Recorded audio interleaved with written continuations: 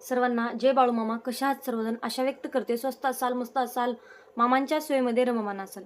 तर बघा, परवाच्या दिवशी म्हणजे सोमवारी नागपंचमी पण आहे आणि श्रावण महिन्यातला पहिला सोमवार आणि नागपंचमी. मग आपल्या मनामध्ये प्रश्न पडलेले असतील की पंचमीची पूजा कशी करावी, सोमवारचं व्रत कसं करावं.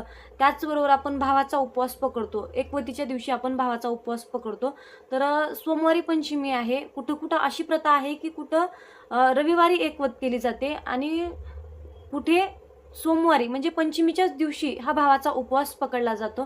तर यामध्ये सुद्धा खूप सारं कन्फ्युजन आहे. त्याचबरोबर नागपंचमीच्या दिवशी आणि पहिल्या श्रावण सोमवाराच्या दिवशी, या दिवशी आपल्याला काही चुका करायच्या नाहीत, त्या टाळायच्या आहेत. तर त्या कोणत्या चुका आहेत, पूजा कशी करायची आहे, कोणी करायचं आहे, उपवास कधी करायचा आहे, याबद्दल संपूर्ण माहिती आजच्या व्हिडिओमध्ये मी तुम्हाला सांगणार आहे. त्यासाठी कृपया करून व्हिडिओ शेवटपर्यंत नक्की पहा. तर बघा, उपवास हा आपल्याला रविवारी करायचा असतो. जो आपण भावाचा उपवास, एकवत हा उपवास करतो आपण, तो आपल्याला काय करायचा आहे, रविवारी उपवास करायचा आहे.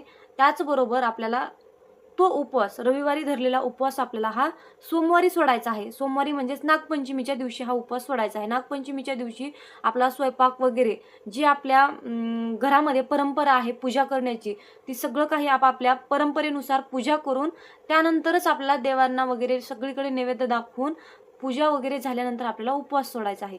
आता काही भागामध्ये भावाचा उपवास म्हणजे एकवतीचं व्रत हे नागपंचमीच्या दिवशीच हे व्रत केलं जातं. तर त्यांनी उपवास कधी सोडावा, तर त्यांच्यासाठी तुम्हाला सांगते, तुम्हाला पंचमीच्याच दिवशी तुम्हाला पूजा वगैरे सगळे आटोपून झाल्यानंतर तुम्हाला उपवास सोडायचा आहे.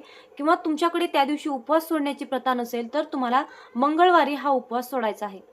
तर बघा, अशा प्रकारे उपवासाचा नियम तुम्हाला पाळायचा. बायकांनी बघा, वारुळाची पूजा करायची नाही आणि घरामध्ये सुद्धा आपण जे भिंतीवर नागोबे काढतो त्याची पूजा करतो, तर ती पूजा सुद्धा तुम्हाला करायची नाही. गरोदर बायकांनी या सेवेपासून थोडंसं दूर राहा. त्याचबरोबर मासिक पाळी असेल, मासिक विटाळ असेल, तर आम्ही सोमवाराचं व्रत करू शकतो का, तर हो तुम्ही करू शकता, परंतु तुम्ही पूजा तुम्हाला करता येणार नाही का. तर तुम्ही तुमचं सोमवाराचं व्रत करू शकता, तुम्ही तुमच्या एकवतीचं व्रत तुम्ही उपवास करू शकता, परंतु नामस्मरणात राहू शकता, पण तुम्हाला कसल्याही प्रकारचं स्वयंपाक वगैरे बनवून देवाला नैवेद्य दाखवता येणार नाही. तुम्ही तुमचा सोमवारचा उपवास हा कंटिन्यू चालूच ठेवा.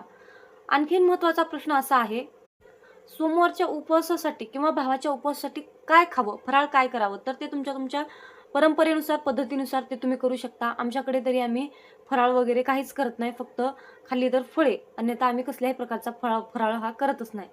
सर्वात महत्त्वाचं, एकवतीच्या दिवशी म्हणजे सोमवारी पंचमी आहे तर रविवारच्या दिवशी शेतीमध्ये सुद्धा कुठल्याही प्रकारचं काम करत नाहीत. जे इळा असतो, खुरपा असतो, कुऱ्हाड असते किंवा जमीनसुद्धा या वस्तूने उकरत नाहीत. तर याचं कारण असं आहे, प्राचीन काळामध्ये याची एक कथा आहे की प्राचीन काळामध्ये ज्यावेळेस शेतामध्ये नांगर चालू होता, त्यावेळेस एक नागिन आणि तिचे बरेच काही पिल्लं त्या नांगराखाली मरण पावले होते. प्राचीन काळामध्ये खूप छान अशी ही कथा आहे. त्यामुळे आजही आपण जी काही आपली जुनी संस्कृती आहे, जी आपली परंपरा आहे, ती परंपरा आपण पुढे घेऊन जाण्याचं काम करत आहोत. त्याचा वारसा आपण चालवत आहोत. म्हणून एकवतीच्या दिवशी शेतामध्ये सुद्धा जमीन उकरत नाहीत आणि कसल्याही प्रकारचं खुरपणी असेल, कापणी असेल, ही सुद्धा कामं पूर्णपणे त्या दिवशी थांबवलेली असतात. तर नागपंचमीची पूजा कशी करावी, सोमवारचं व्रत हे कसं करावं, सोमवारची पूजा कशी करावी, नैवेद्य काय आहे, कुठले नियम आहेत, याबद्दल संपूर्ण माहितीवर व्हिडिओ येणार आहे. त्यासाठी व्हिडिओ शेवटपर्यंत नक्की पहा. चॅनलला सबस्क्राईब करा. पुन्हा भेटू नवीन अशाच एका व्हिडिओसोबत माझ्यासोबत. तोपर्यंत श्री स्वामी समर्थ. जय बाळूमामा.